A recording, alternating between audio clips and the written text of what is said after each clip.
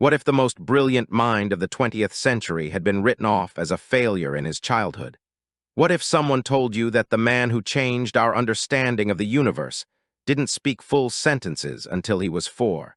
Albert Einstein, the name itself sounds like genius, a symbol of intelligence known around the world. But behind that famous name was once a quiet, awkward child who puzzled his parents and confused his teachers.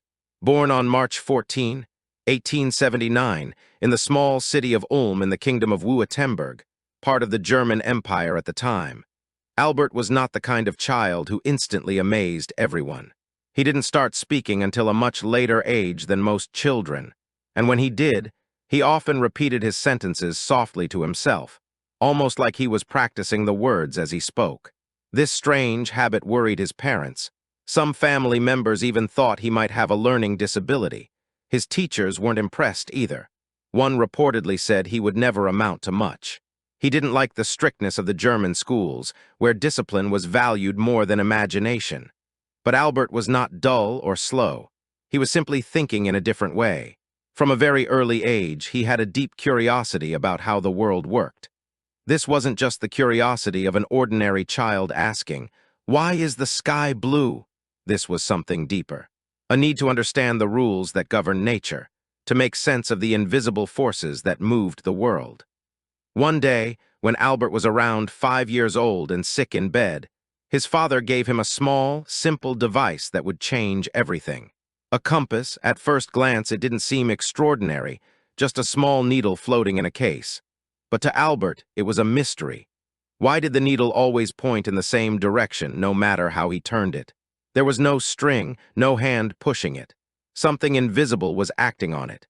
That was the beginning of a lifelong fascination with the unseen. He would later describe this moment as one of the most powerful experiences of his life. It was the first time he encountered something he couldn't see, but that he knew had to be real. This wasn't just the birth of a scientist. It was the beginning of a way of thinking that would change the world. As he grew older, Albert became more interested in numbers and shapes. He loved puzzles, logic games, and anything that made him think. But his mind didn't work well with the kind of learning that German schools focused on. Memorization, strict discipline, and obedience to authority. In fact, Einstein often got into trouble for speaking his mind. He challenged his teachers and questioned their statements. He hated being told what to think. He wanted to understand the why behind every rule. At school, this made him a difficult student. But at home, he had another kind of education. Albert's mother, Pauline, was a talented pianist, and she encouraged her son to play the violin. Though he didn't enjoy lessons at first, music would become one of his lifelong passions. He once said that he often thought in music, and that many of his insights began as images or feelings that he could only express musically at first. His father, Hermann, and his uncle, Jakob, were both involved in electrical engineering. Jakob in particular helped nurture Albert's interest in mathematics and science. He gave Albert books on algebra and geometry, and young Einstein devoured them eagerly. By the time he was 12, Albert had taught himself Euclidean geometry. He was fascinated by the certainty of mathematics, the way each idea followed logically from another. It was a world that made sense to him. But the real breakthrough came when he discovered a particular book. It was a simple book on popular science, but it described light, motion, and the mysterious nature of time in ways that sparked something deep in Albert's mind. He began to imagine riding alongside a beam of light, asking himself what the world would look like if he could travel at that speed. This wasn't a school assignment. This was a question from his own imagination, and it would stay with him for years. Still, school remained a challenge.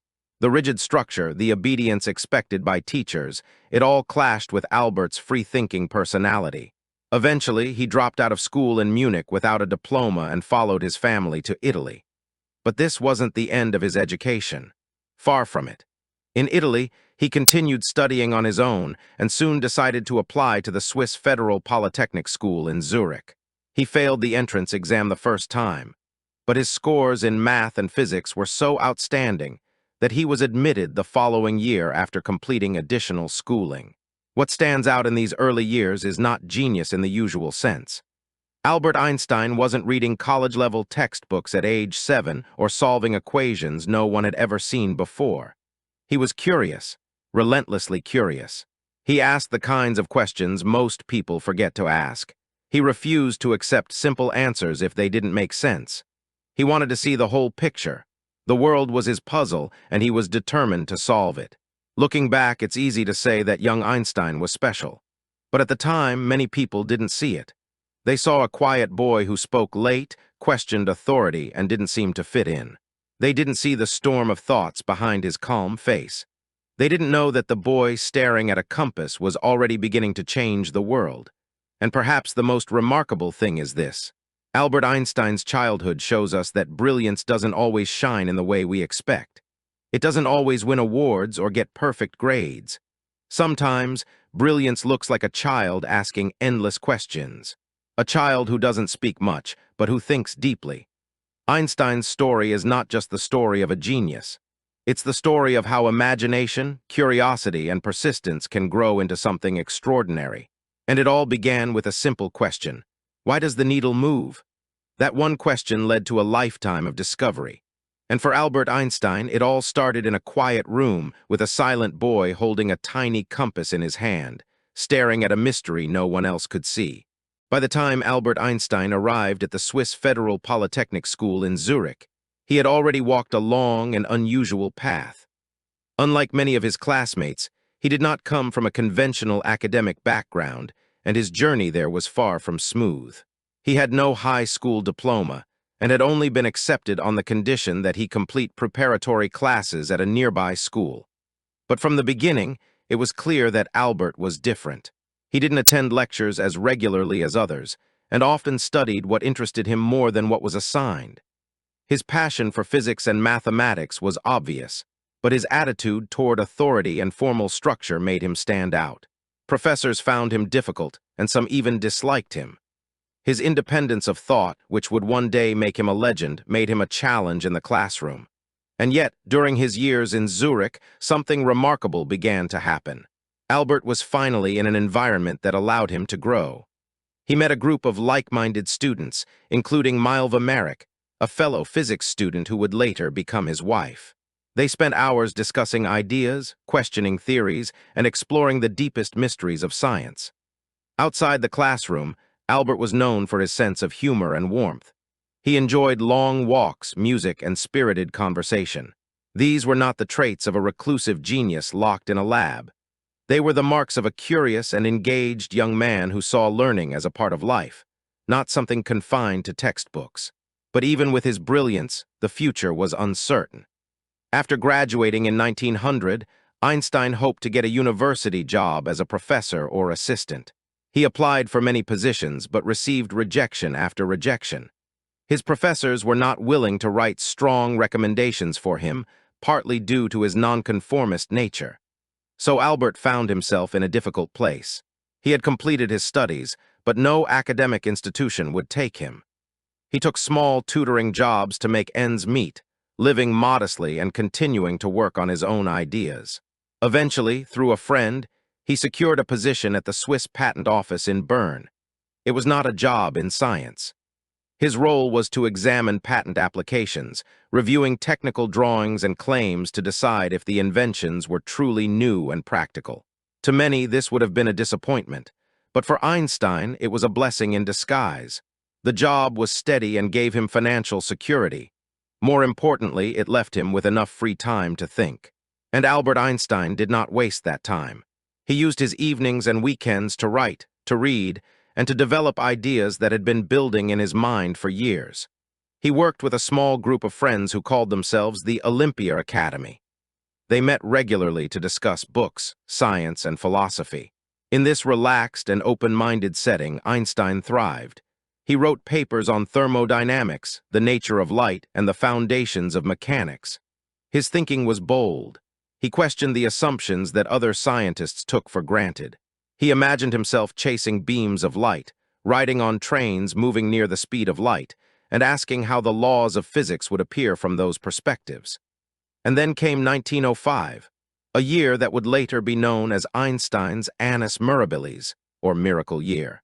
In that single year, while still working at the patent office, Albert Einstein published 4 scientific papers that would reshape the world of physics. One paper explained the photoelectric effect, showing how light could behave as particles, not just waves. This idea would later win him the Nobel Prize. Another paper offered a new way of calculating the size of molecules, providing evidence for the atomic theory of matter. A third paper explained Brownian motion, the jittery movement of tiny particles in water, giving more support to the existence of atoms. And finally, his fourth and most famous paper introduced the theory of special relativity. In it, Einstein proposed that space and time were not absolute, but relative. He showed that the speed of light was the same for all observers, no matter how fast they were moving. And he introduced the most iconic equation in science, E equals mc2. Energy equals mass times the speed of light squared. With this simple formula, Einstein revealed that mass and energy were interchangeable, different forms of the same thing. It was a stunning insight. It challenged centuries of understanding. And it came not from a university professor or a government scientist, but from a young man working a day job at a patent office, thinking deeply in the quiet hours. What made Einstein's work so revolutionary was not just the content, but the way he thought. He imagined possibilities no one else dared to. He questioned what others accepted. And he trusted his logic and intuition enough to follow those questions wherever they led. In 1905, Albert Einstein changed the course of modern physics. But he did it not with expensive equipment or high-level titles. He did it with imagination, courage, and relentless curiosity. He showed the world that great ideas don't need grand beginnings. They just need a mind that's willing to wonder. By the early 1910s, Albert Einstein had already begun making waves in the scientific world. But his true leap into fame and lasting impact was just around the corner. He had already challenged existing beliefs with his theory of special relativity. But now, his mind was focused on something even more ambitious, gravity itself. Isaac Newton had described gravity as a force pulling objects together. That idea had stood for more than 2 centuries. But Einstein believed there was a deeper truth. He suspected that gravity was not a force in the traditional sense, but something woven into the very fabric of space and time. He imagined space-time as a sort of invisible fabric stretched across the universe. Massive objects like stars and planets caused this fabric to curve, and that curvature guided the motion of other objects. It was a radical idea. Gravity was no longer an invisible pull, but the result of curved geometry. He worked day and night, doing complex calculations, refining his ideas and questioning everything, even himself. It took him nearly a decade to develop what would become the general theory of relativity. Finally, in 1915, Einstein presented his new theory to the Prussian Academy of Sciences. It was elegant, revolutionary, and unlike anything science had ever seen. But the real test would come in 1919. Einstein's theory made a bold prediction. Light from distant stars should bend when it passes near a massive object like the sun. This idea was completely counterintuitive. Light, after all, had always been thought to travel in straight lines. But according to Einstein, space itself was curved near massive objects, so light would appear to bend. That prediction could be tested during a solar eclipse. During the eclipse, when the sun was covered, astronomers would be able to see stars near the sun's edge and measure if their light had bent. British astronomer Sir Arthur Eddington led an expedition to test this idea during the total solar eclipse of May 29, 1919. When the results came in, they confirmed what Einstein had predicted. The light from stars had indeed shifted. The newspapers around the world exploded with headlines. "Revolution in science," one paper declared. "Newtonian ideas overthrown." Albert Einstein became a global celebrity overnight. His face was printed on magazine covers, and his name was spoken in homes far beyond scientific circles. He was no longer just a physicist. He had become a symbol of genius, but fame did not change who he was. He remained thoughtful, humble, and dedicated to truth. He continued his work, giving lectures, writing papers, and expanding the frontiers of science. And while his theories captured the imagination of the public, Einstein remained focused on the deep, puzzling questions of the universe. He began thinking about how to unify the forces of nature into one theory, a quest that would occupy him for the rest of his life. But even as he worked on the mysteries of physics, Einstein's life was touched by the events shaping the world. He witnessed the devastation of World War I and spoke out for peace. He saw the rise of hatred and nationalism in Germany and began to realize the dangers ahead. Despite his fame, or perhaps because of it, Einstein used his voice not just for science but for humanity. He believed in compassion, in justice, and in using knowledge for the greater good. His story was no longer just about equations and theories. It was about the courage to think differently, the patience to endure doubt, and the strength to stand up for what mattered.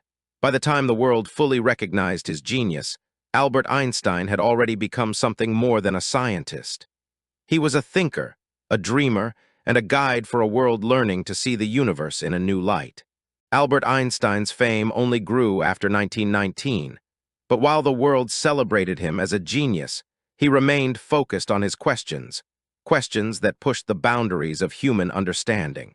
Throughout the 1920s and 1930s, Einstein continued to work on new scientific problems, particularly on the idea of a unified field theory. He believed that the laws of nature must all be part of one elegant framework, not disconnected pieces. It was a difficult and lonely pursuit. While other scientists embraced the new field of quantum mechanics, Einstein had reservations. He recognized the success of quantum theory in explaining the behavior of atoms and particles, but he was deeply uncomfortable with its randomness and unpredictability. Einstein believed the universe had to be ordered and logical, not governed by chance. He famously said, "God does not play dice with the universe." Despite his disagreement with the philosophical implications of quantum mechanics, he remained respectful in debate.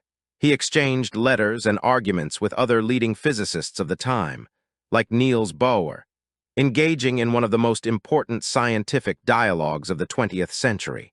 As he explored these difficult ideas, the world around him was changing rapidly. Germany, Einstein's homeland, was entering a dark period. The rise of the Nazi Party in the early 1930s brought fear and violence, especially for Jews. Einstein, a prominent Jewish intellectual and a known advocate for peace and democracy, became a target of Nazi hatred. His books were burned, his name was smeared in propaganda, and his safety was at risk. In 1933, Einstein made the decision to leave Germany. He would never return. He accepted a position at the Institute for Advanced Study in Princeton, New Jersey, where he would spend the rest of his life. Even in exile, Einstein continued his scientific work, but he also became increasingly involved in social and political issues. He spoke out against fascism, racism, and injustice. He supported civil rights in America, becoming friends with leaders like W.E.B. Du Bois and speaking out against segregation. He saw the threat of nuclear weapons long before the world did. In 1939, with war looming in Europe, Einstein signed a letter to President Franklin D. Roosevelt warning that Germany might be developing an atomic bomb. This letter helped prompt the U.S. government to start what would become the Manhattan Project. Einstein himself did not work on the bomb, nor was he asked to, but he later expressed deep regret that his warning had helped lead to its creation. He became an advocate for nuclear disarmament, warning that humanity must learn to think in new ways to survive in the atomic age. "The unleashed power of the atom has changed everything," he said, "except our way of thinking." His voice carried weight not just because of his scientific achievements, but because of his moral clarity. People listened when he spoke, not only as a physicist, but as a philosopher of peace and human dignity. He refused offers that would have placed him in positions of political power. In 1952, after the death of Israel's first president, Einstein was offered the presidency of the country. He declined, saying he lacked the natural aptitude and experience for political office. He remained a scientist, teacher, and moral voice until the end of his life. By now, the wild-haired professor in the rumpled sweater had become a global icon. He received letters from children and world leaders alike. He appeared in magazines, cartoons, and even jokes. And yet, he never let fame distract him from the quiet work of thinking. Even late in life, he would sit with a notebook, pondering equations that might reveal the unity of nature. Though he never completed his quest for a unified theory, Einstein's journey itself inspired generations. He showed that science was not just about facts and formulas. It was about wonder, courage, and the human drive to understand. And as the world entered an age of both extraordinary progress and terrifying power, Einstein stood as a symbol of the kind of wisdom that technology alone could not provide. He believed that science and conscience must walk together, that without empathy, knowledge could be dangerous. Einstein's story in these years is more than the tale of a brilliant mind. It is the story of a man who used that mind to serve something greater: humanity. As Albert Einstein grew older, his impact on both science and society only deepened. But instead of retreating into quiet retirement, he continued to think, write, and speak with clarity and purpose. The later years of his life were marked by a mix of scientific persistence and philosophical reflection. Though his most groundbreaking work was behind him, Einstein remained as intellectually active as ever. He continued his pursuit of a unified field theory, convinced that the forces of nature could be described by a single, harmonious equation. Every morning, he would walk the quiet streets of Princeton, lost in thought, often scribbling ideas into a small notebook he kept in his coat pocket. Even as others embraced new discoveries in quantum physics and particle theory, Einstein stayed on his own path. He believed that the beauty of the universe lay in simplicity and order. To him, a theory should not just explain reality, it should feel elegant and inevitable. But science wasn't the only focus of his twilight years. Einstein had become deeply involved in the most urgent global issues of his time. He warned of the dangers of nuclear weapons and spoke passionately about the need for global cooperation. He called for the establishment of a world government that could prevent war and ensure peace between nations. Some thought his ideas were naive, others thought they were visionary. Einstein was not deterred by public opinion. He had long since learned that thinking differently was often misunderstood. Even in the final decade of his life, he continued to write articles, give interviews, and speak at conferences. He believed it was the responsibility of scientists to help guide humanity, not just with knowledge, but with wisdom. He often said that science without religion was lame, and religion without science was blind. To Einstein, these were not opposing forces, but different ways of approaching the same mystery. He did not believe in a personal God, but he had a profound sense of awe for the laws of nature and the mystery of existence. He spoke of the cosmic religious feeling, a deep, humble reverence for the universe that drives both scientific inquiry and spiritual wonder. He believed education should focus not only on facts, but on values. That character mattered more than intellect, and he urged young people to cultivate curiosity, empathy, and courage. In his personal life, Einstein remained private and reserved. He spent time with close friends, enjoyed music, and played the violin regularly. He responded to letters from students, scientists, and curious strangers from around the world. He refused to be placed on a pedestal. When people asked him how it felt to be famous, he often said he felt like a stuffed bear placed on display for people to poke and admire. But behind that humorous remark was a man who never lost his sense of humility. He saw himself not as a prophet, but as a puzzle solver, someone who followed his questions wherever they led. On April 17, 1955, Albert Einstein experienced internal bleeding from a ruptured aortic aneurysm. He was taken to the hospital, but he refused surgery. He told the doctors that it was his time and that he wanted to go naturally. Early the next morning, on April 18, he passed away at the age of 76. His death marked the end of a life that had reshaped how we see the universe and ourselves. But even in death, Einstein's influence continued. Scientists built upon his theories, artists and writers found inspiration in his words, and people around the world looked to his example as a guide to thinking deeply and living meaningfully. He left behind more than equations. He left a legacy of integrity, wonder, and relentless curiosity. Einstein once said, "The important thing is not to stop questioning. Curiosity has its own reason for existing." And in that spirit, his life became a testament to what the human mind can achieve when it is driven not by fame or power, but by the joy of discovery. As we look back at the final chapter of his extraordinary life, we see a man who never stopped asking, never stopped imagining, and never stopped hoping that knowledge could make the world a better place. Albert Einstein may have passed away in 1955, but his legacy has only grown more powerful with time. His theories transformed physics, but his influence went far beyond science. In the decades following his death, Einstein's work continued to shape the way we understand the universe. Satellites, GPS systems, black hole research, and space exploration all rely on principles rooted in his ideas. The bending of light by gravity, once a bold prediction, is now a confirmed fact. We've seen it in the movement of galaxies and the detection of gravitational waves. Modern physicists still build on his equations, test his predictions, and explore the mysteries he left behind. His name appears in classrooms and research papers, in textbooks and documentaries.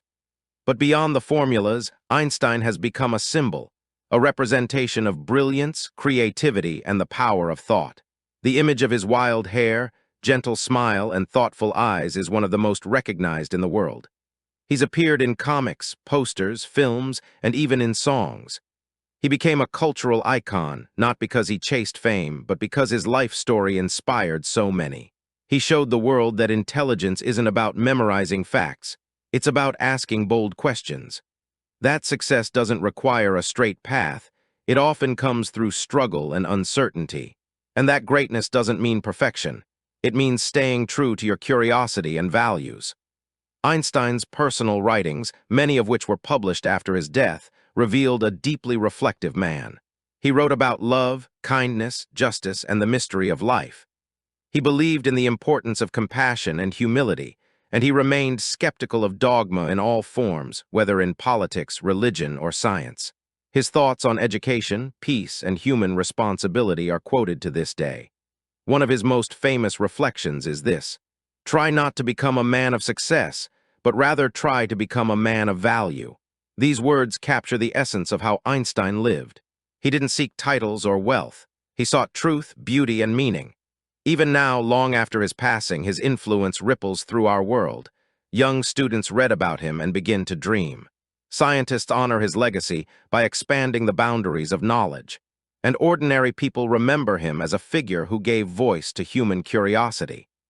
Einstein's story continues to be told not just in museums and lectures, but in everyday conversations. Because his life wasn't just about physics, it was about what it means to think deeply, to wonder honestly, and to live with purpose. He reminds us that it's okay to be different, to ask questions others don't, and to follow paths that don't yet have maps. That in every challenge, there's a chance to learn something new. And that even the quietest child, holding a compass and asking why the needle moves, might one day change the world. Albert Einstein left behind more than a legacy. He left a light. A light that continues to guide thinkers, dreamers, and all who believe that the mysteries of the universe are worth exploring. Not just for answers, but for the joy of the search itself. What if one life could prove that questions are more powerful than answers? That being different isn't a weakness, but the beginning of something extraordinary. Albert Einstein's journey is proof that the most important discoveries don't start with facts. They start with curiosity. From a quiet child staring at a compass to a global icon who reshaped science, Einstein never stopped asking why. He showed us that the universe is not just something we live in, but something we can understand piece by piece, if we're willing to wonder. He wasn't born a genius. He wasn't the best student. He didn't follow the rules, but he listened to his questions. He trusted his imagination, and he believed that ideas could change the world. Einstein's life reminds us that persistence matters, that staying curious matters, that even in a noisy world, quiet minds can have the loudest impact. So now it's your turn. What are you curious about? What questions will you follow? What might you discover, not just about the world, but about yourself? If this story inspired you, imagine what's waiting in the next one. Explore more stories on this channel, stories that will feed your imagination and help you grow, word by word, step by step.